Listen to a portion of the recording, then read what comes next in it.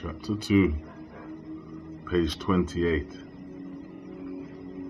The only truly creative forces we see around us are natural forces.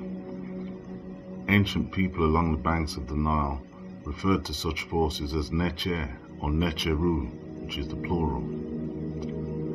It's no surprise that such an ancient word is at the heart of modern words such as nature, nutrition, nurture, and so on.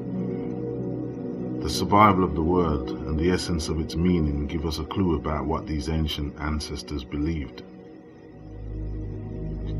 The Necheru had been categorized and worshipped as different aspects of the universal creative force, rather than a collection of meaningless pagan gods, as they were later portrayed by foreigners who were unaware of their true significance. The ancient people of Nubia and Kemet were avid nature watchers. They devised an elaborate religious system based on the various manifestations of the universal creative force: the earth, the water cycle, the atmosphere, and the biosphere. Notably, they knew better than to depict such forces as human, choosing instead to use the heads of various animals placed on the human bodies. It was important to distinguish between humans, who have no power to create life, and nature, which is known to have created everything. A conscious mother, for instance, understands that she did not create her child.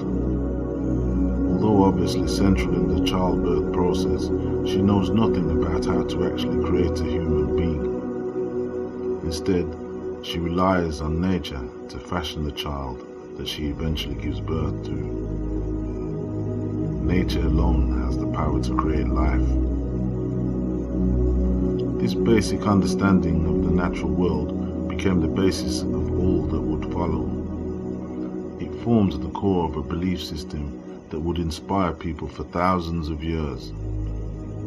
The cultural expression of nature's truth became the world's first religion. At its heart lay key spiritual concepts such as righteousness and truth, immortality and infinity, salvation and the human soul. These are the things that will never change. Emulating the basic cultural expressions of Kemet without also developing a deeper understanding of Kemetic spirituality is unlikely to lead to spiritual growth. However, the same basic concepts that underpin Kemetic spirituality still exist. Concrete evidence of a divine duality thousands of years ago, for example, is not something that can vanish into thin air. Nature is still full of mysteries that can lead the curious along the same path as those who discovered the truth centuries ago. Ancient spirituality is devoid of the cultural biases and oppressive history of many modern religions. Its mystical power is still accessible to natural people of all backgrounds.